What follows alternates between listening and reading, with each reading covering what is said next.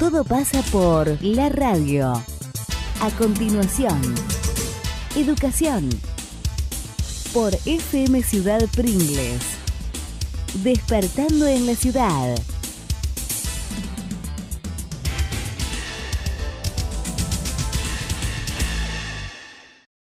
Bueno, señores, vamos a recibir visitas en nuestros estudios, tal cual estábamos anunciando. Se ve que la noche ha sido, la noche habrá sido fatigosa. ¿Algún festejo?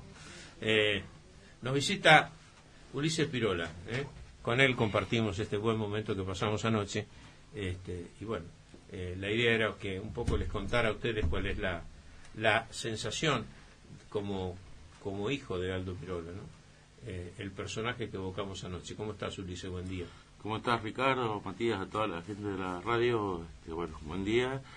Y sí, la verdad que fue un momento muy grato, un momento de recuerdos muy lindos, y tengo un gran agradecimiento para Alicia, para Celeste, Karina, toda la gente que estuvo en la organización, y para todo Pringles, en realidad, un gran recuerdo que se tenga presente en la memoria a mi viejo, por lo que significaba, como decía un poco anoche, ¿no? También porque tener un poco presente ese recupero de la historia de Pringles, de la identidad de Pringles que él había hecho. Así que fue un momento muy, muy grato.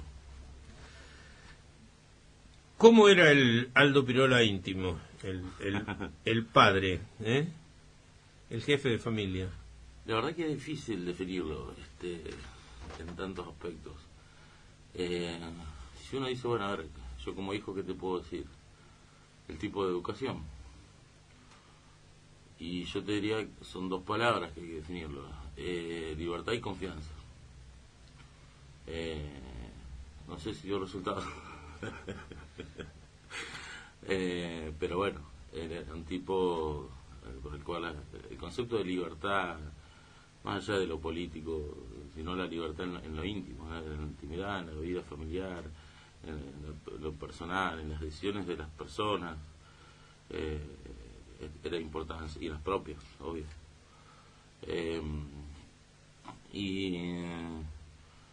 Mucha confianza, es decir, confianza en... Bueno, uno sabe, ¿no? Es difícil a veces, por ejemplo, de los hijos educar. Uno quiere, con buenas intenciones, manejar un poco. Yo tengo un hijo de 13 años, y uno quiere conducir cómo va criando y cómo las elecciones que va haciendo. Y yo creo que él lo que hacía era, hablaba mucho, pero como quien habla de otras cosas, en realidad te estaba marcando camino. Eso, yo me acuerdo, era un tipo que yo lo acompañaba a todas partes, ¿vos te acordás? Sí. Como yo recordaba anoche, desde la época de ir a cargar lana, y yo dormir arriba de los cosos de lana, los lienzos de lana, chico, a todas sus actividades, y qué sé yo, y sacar una conclusión y comentármela, ¿no? Y capaz que era algo medio de adulto, pero en realidad me estaba dando una pauta con algo. Te hablaba de... Yo no diría que era un relativista, pero tampoco era un tipo, un absolutista de que hasta las cosas son así. Y encontraba el equilibrio. Yo creo que la clave un poco de él, en su personalidad, para quien lo ha tratado, que siempre resalta el tema de la personalidad de él, era el equilibrio. Y eso me lo decía, pero no me lo decía sobre él. Siempre me decía, bueno, los griegos hablaban del justo medio, de encontrar el equilibrio en las cosas. Y creo que esa es una de las principales enseñanzas, es decir, qué pequeño desafío, ¿no? No hablo solo del equilibrio, a veces, como se habla hoy en la onda New Age o todo eso, que también. Sí, el equilibrio final, en la conducta, el equilibrio en lo emocional, el equilibrio en las decisiones, el equilibrio en lo político, en lo público, que es lo que un poco nos está faltando en estos tiempos también, en estos tiempos de grieta. Y no lo digo como crítica hacia otros, lo digo como crítica, yo tengo mi posición también tomada, y Y son tiempos donde tanto la clase dirigente como en muchos ámbitos, uno ve al orden nacional, ve también una cierta virulencia acá, se lo he dicho a quienes son incluso parte de eso. A veces digo, bueno, por ahí se olviden que somos vecinos y hay peleas acá fuertes en Pringles, Sí, claro. se dan duro, digamos. Digo, pucha, está bien, hay cosas que son parte de la propia de la actividad política. No vamos a tener una mirada cándida e inocente de la política, porque la política implica un enfrentamiento. Pero ese es hasta qué punto. ¿No? Por ejemplo, Aldo no hubiera estado en una grieta. Es que, bueno, a ver, vamos a hablar algo claro. Desde cierto sector político en cierto momento tenían terror de que él fuera candidato a intendente. Fue tentado, le ofrecieron de todos los partidos políticos la candidatura a intendencia. Jamás lo dudó de que no. Y ojo, no es que eso sea lo correcto, aceptarlo y aceptar una candidatura a intendente o ser intendente está muy bien y es jugársela. Pero por ejemplo, él no, porque no se bancaría eso, no se hubiera bancado eso. Ya de por sí, como dijo Juan Carlos anoche, le costó aún estar en la gestión, le costó después algunos dolores de cabeza, llamémosle, y no se hubiera bancado la rispidez de la política. Era el negro Dolina, Alejandro Dolina. Una vez le preguntaron, y yo creo que eso hubiera sido también la respuesta de mi viejo. Creo que hasta incluso no me acuerdo si lo hablamos con él. Le preguntaron por qué no se dedicaba a la política, siendo que tomaba partido. El negro Dolina adhiere al peronismo, al kirchnerismo. Sí. ¿Por qué no? Nunca le ofrecieron estar en política. Sí. Dice, no, porque no tengo la condición necesaria, que es la crueldad. Crueldad bien entendida. La crueldad de tomar a veces decisiones difíciles. La política implica tener una cierta cuota de crueldad para ejercerla, porque hay que tomar una decisión que puede favorecer a alguien y perjudicar a otros. Indefectiblemente siempre es así. Es así, necesariamente, no era una crítica. No, claro. Pero hay que saber tenerla. Y bueno, así como le pasó a Negro Dolina, creo que mi viejo no podía tener eso, es decir, su templanza o su equilibrio por ahí le llevaba que tal vez eso no. Entonces, bueno, viendo un poco a veces tanto enfrentamiento, uno dice a nivel local, provincial, nacional, que te repito, no quiero hacer una mirada torpe o cándida de la política, porque la política implica un enfrentamiento, sí. El tema es el nivel de enfrentamiento. Por eso yo en lo personal tengo una postura tomada, discuto hasta por fe y a veces en las redes con amigos, pero el afecto por esos amigos, con algunos que hoy me veo, mañana me veré, las amistades con las que yo vengo acá a hacer en distintos lugares, entre sí, distintos lugares respecto de mí, en el posicionamiento político, pero no puedo dejar de mirar primero a la persona. No puedo dejar de mirar primero a la persona y después si es A, B, C, K, PRO o lo que sea, es otro tema, muy secundario para mí. Y creo que para pero mi no viejo... no siempre se logra eso, Ulises, porque hay evidentemente, vivimos un tiempo muy conflictuado en esa materia, y hay familias incluso que se han escindido, hay amistades que se han roto, y hay otros que han llegado a conclusiones, por ejemplo, de no hablar de política, que también es lamentable, porque estás cercenando una parte absolutamente vital, clave del ser humano, ¿no? Respecto a esto que decías de cómo aportó Aldo a la formación de ustedes, ¿has podido transmitir algo de eso a tu hijo? Sí, de hecho... Que lo has intentado seguro, digo, lo has podido materializar. Vivimos otras épocas, por eso te hago la pregunta, ¿no? Mira, anoche me decía Carlos, Oreste, que fui después de tomar algo y estaba mi hijo, y mi hijo le echa el ojo a lo político, tiene 13 años, pero le gusta echar el ojo a lo político, estar más o menos. Y me dice, después me decía Carlos, mira qué bien, dice, fíjate que todo el tiempo no opinó, todo el tiempo preguntó, y cómo es esto, y cómo es lo otro. Y eso es una cosa que me enseñaba mi viejo, es decir, nunca tener miedo a preguntar o a decir no sé. Es decir, los argentinos somos opinólogos, Sí. expertos y convencidos, no solo que sabemos de algo. Cuando viene un mundial somos todos directores Claro, técnicos. cuando viene un mundial somos todos directores técnicos. Cuando viene la Y política además somos tomamos todos posturas, políticos. somos mesistas, antimesistas, maradonianos, antimaradonianos. En lo político también cerramos filas, cerramos posiciones, sabemos de todo. Y bueno, me señalaban eso, y eso siempre también mi viejo me lo decía, es decir, primero preguntar, es decir, primero saber,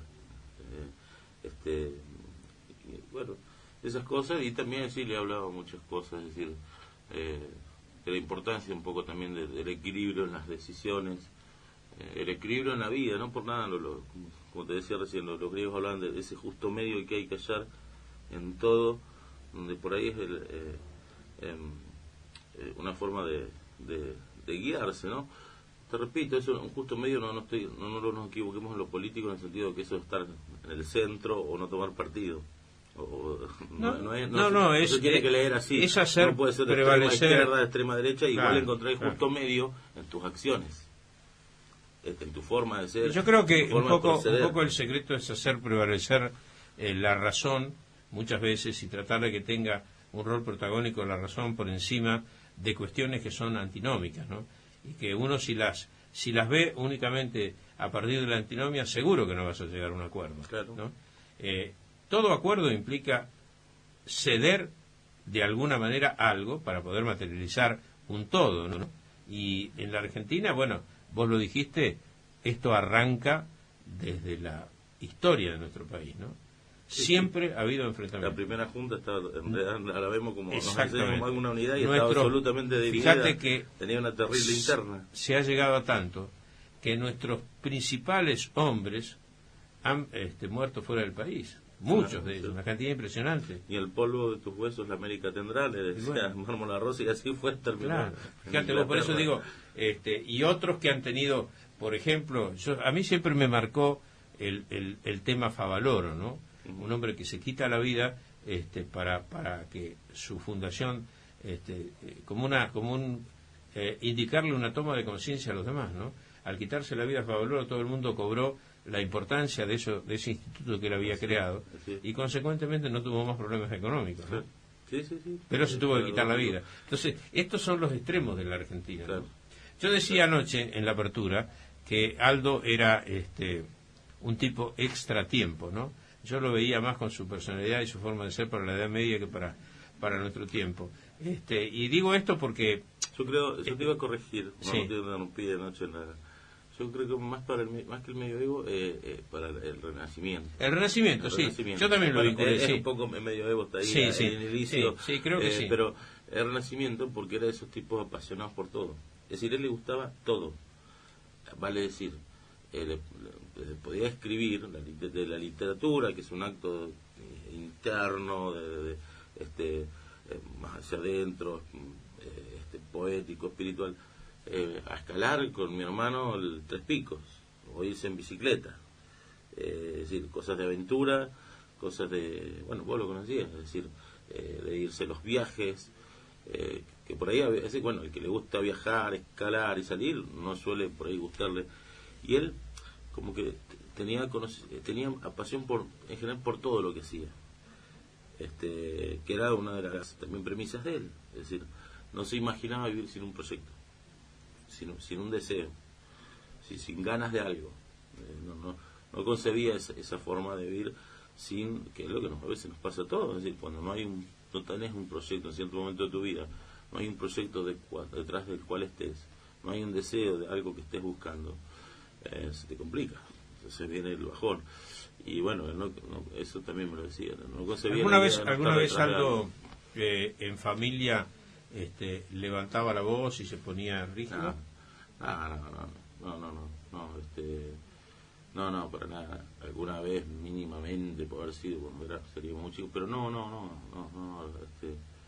era siempre la palabra era conciliadora. Claro, y de última también, ojo, hasta por cuestión física, ejercía un respeto que nosotros no íbamos a portar mal así nomás. Claro, sí. El más inquieto era mi hermano, el del medio, Eros,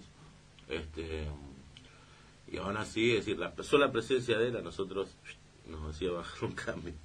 Los intimidaba. Pero bueno, macanas nos mandamos. Alguna vez lo han llamado de la escuela, como dijo Alicia anoche, me llamaban por algunas materias que no estaba bien o alguna macana en la escuela. ¿Eras el más díscolo vos como estudiante o no? Sí, porque a mí me pasaba, por ejemplo, ayer me encontré con Belia Pérez en la biblioteca, ¿no? Y que fue profesora mía. Y bueno, su materia me encantaba, casi sin estudiarla, es decir, leyendo, y me apasionaba y iba bien, con lo mismo cívica. Algunas materias me apasionaban, sí, y las otras que no, yo me tenía esa cosa de adolescente rebelde que no la quería estudiar. Después las estudiaba, las aprobaba. Siempre recuerdo una profe de literatura creo que de segundo año, no recuerdo, que bueno, yo me renegaba incluso a leer, no tenía ganas de leer los libros que ella había dado en la clase. Pero bueno, el último día dice, bueno, ¿aprobás? Si para mañana traes leído este libro, que era Rosaura a las 10 de Neville. Entonces en un día me lo tenía que leer, lo busqué en la biblioteca del Colegio Nacional, me lo leí en un día y de ahí me nació la pasión por la literatura, porque me encantó el libro. Y bueno, a veces los profes, a veces los estudiantes les hacemos un poco la guerra o la vida difícil, como Alicia. No la guerra, porque Alicia también imponía mucho respeto en las clases, pero después siempre algo te queda y algo aprendés. ¿Qué pasó con tu vida? ¿Cuántos años hace que te fuiste de Pringles, Ulises? Exactamente 17, con el siglo, digo. En el 2000 me fui. Uh-huh. Bien, y yo estudié algunos años de letras y hice la carrera completa así de bibliotecario. Y estoy trabajando ya hace casi 10 años hice una especialización inclusive, todo lo que es bibliotecas en contexto de encierro. Es decir, cárceles, hospitales psiquiátricos, centros de adicciones, aunque básicamente estoy en el tema de cárceles, ya hace 10 años. Estoy a cargo de la biblioteca de una de las cárceles en Mendoza. De biblioteca escolar, es decir, de la escuela, no del servicio penitenciario, sino de la escuela. ¿Y cuál es tu función específica ahí? Bueno, son múltiples, desde proveer de libros a los estudiantes, hay estudiantes de primaria de adultos, secundaria de adultos, alfabetización, hay también estudiantes universitarios, pero el eje principal es el resto de la población que no alcanza a ir, por cuestiones de espacio físico, que no alcanza a ir a las cárceles, son el 70, a la escuela en la cárcel, que son el 60-70%. Entonces llegar a ellos a través de la lectura, de talleres de alfabetización en muchos casos, no saben leer y escribir, todo aquello que implica una circulación de la palabra, que implique tratar de generar algo en el interior de personas que, primero, obviamente, bajo el lema del principio de la restitución del derecho, ¿no? La educación, es decir, es un derecho que en su momento no se dio. Si están estudiando de adultos... es porque no tuvieron la posibilidad de hacerlo, claro. Por alguna razón, las crisis sucesivas de este país y eso, son todos... Hoy día los pibes de los 90 que están ahí. El promedio de edad son los pibes que ya llegan a los 18, que han sufrido los 90, las sucesivas crisis de nuestro país. Y bueno, fue vulnerado el derecho a la educación, entonces hay que una restitución de ese derecho. Y bueno, por ahí me toca trabajar con los sectores más difíciles, por ahí la población no escolarizada, jóvenes adultos, que es el segmento de 18-21 que está apartado, y aislados, que son los sectores más difíciles para trabajar. Son las personas que están aisladas por orden judicial o propia protección, porque están en conflicto con el resto de la población penal. Y bueno, ahí está, uno trata de llevar la biblioteca al pabellón, y en el fondo, más allá del acto de lectura, más allá de lo que se puede enseñar, de enseñar a leer y escribir, está tratando de explorar, de estimular a la persona un proyecto, que el inicio, la chispa inicial de un proyecto que sea un acto, la educación, que haga que la educación sea un acto contradestino. Es decir, que pueda cambiar el curso de su vida. Decía Silioni, es injusto que el pasado que el futuro de una persona sea su pasado. Esté condenado por el pasado. Exactamente. Entonces, bien, para eso hay que generar un estímulo. Es un estímulo que vaya a través del deseo, por la lectura. Eso puede enganchar con el estudio, empezar a cursar la primaria, la secundaria de adultos. Y cuando hablamos tanto de políticas de seguridad y tantas vueltas que le busca el gobierno anterior, el actual, y no le encuentran la vuelta, por más que shows televisivos y puestas en escena que hagan, no se le encuentra la vuelta por la inseguridad, porque es un tema difícil de encontrar la vuelta, no es una crítica. Te puedo asegurar, porque nos muestran las estadísticas, que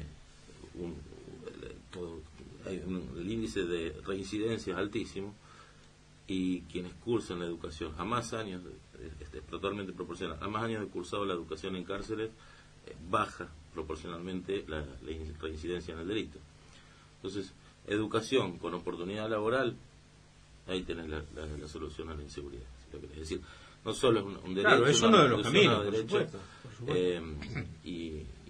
Pero también pasa por ahí. En el momento que el Estado toma el cuerpo de la persona y lo encierra, a través de la policía, la justicia, el Estado no puede encerrarlo y dejarlo ahí.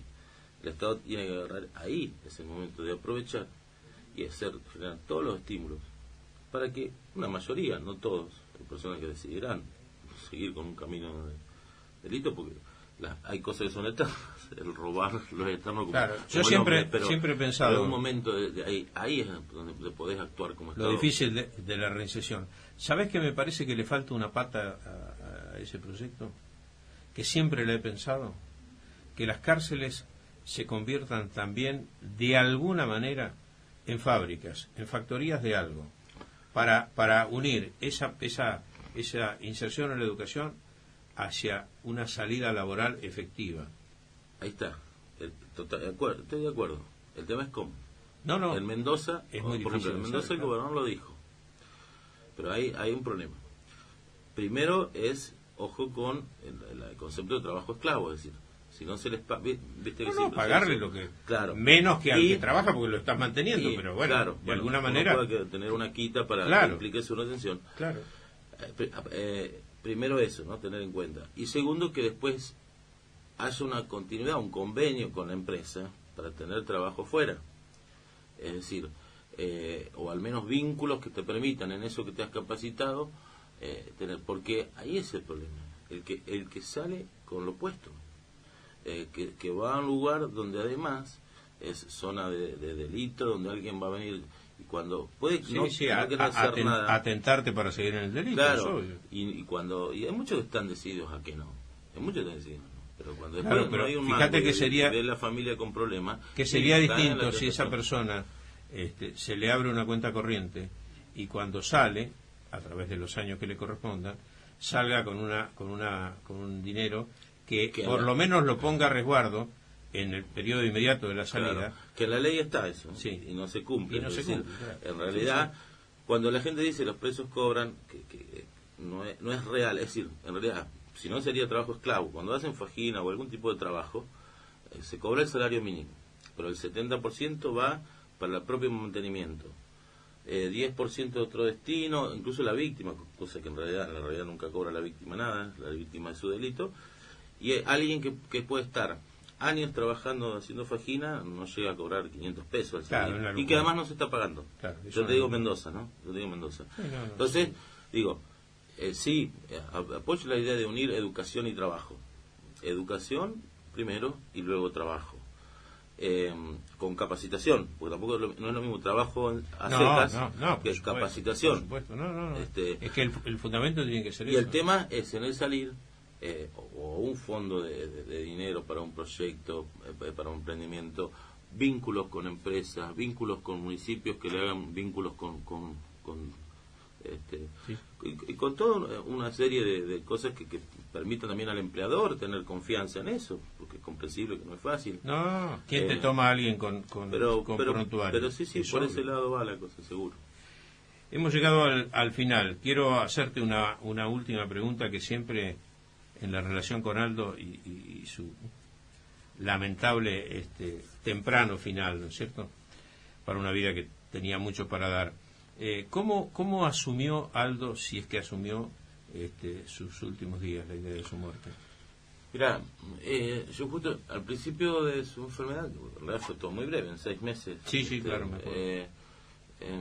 Yo creo, con el tiempo, después me di cuenta que se da cuenta. Primero me dice, y me apareció una manchita.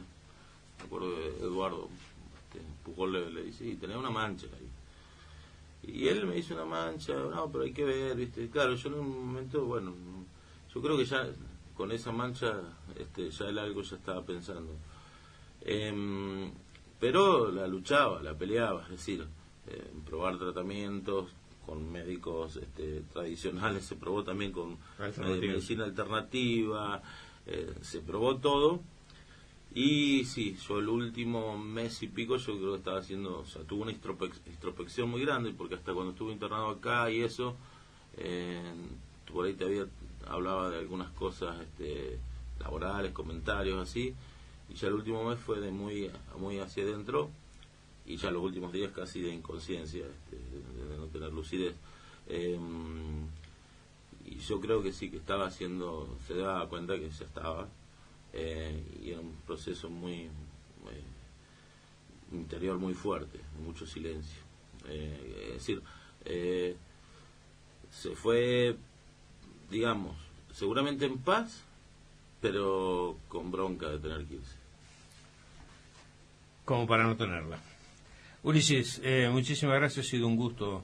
A vos ayer te pasó una película, lo dijiste, y a mí también, porque en ese recuerdo se dieron muchas circunstancias que uno por ahí, con el paso del tiempo y lo vertiginoso que es la vida hoy, no digo que las había olvidado, pero estaban en un lugar ahí del pasado, y lo volvimos a corporizar. Así que suerte para tu vida, Ulises.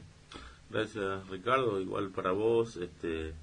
Y bueno, yo quiero volver a reiterar el agradecimiento a todo Pringles, tanto a los organizadores de este evento, como a la comunidad de Pringles, a la gente por fe que tiene ese recuerdo. Y reitero lo de anoche, es decir, no es solo cuestión de recordar a Aldo Pirola. Es importante decir, ¿por qué lo recordamos? Por la historia. Recordemos que entonces Pringles tiene una historia que está escrita, está volcada en libro, que los docentes pueden enseñar a los chicos, a las nuevas generaciones, cosa que no tiene casi ninguna ciudad de tipo Pringles. Una historia, tiene sus símbolos, tiene sus leyendas. Yo creo que todo eso hay que aprovecharlo, lo tenemos que tener presente, porque es lo que nos da identidad. El pasado es lo que nos define y nos da identidad. Que eso fue la obra que él hizo.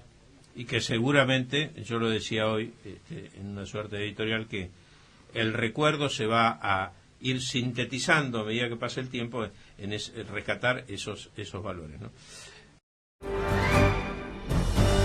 Despertando en la ciudad, Magazine Radial, de lunes a viernes, de 9 a 11:30, con la conducción de Ricardo Giacone, por FM Ciudad Pringles, 88.7 MHz, la radio.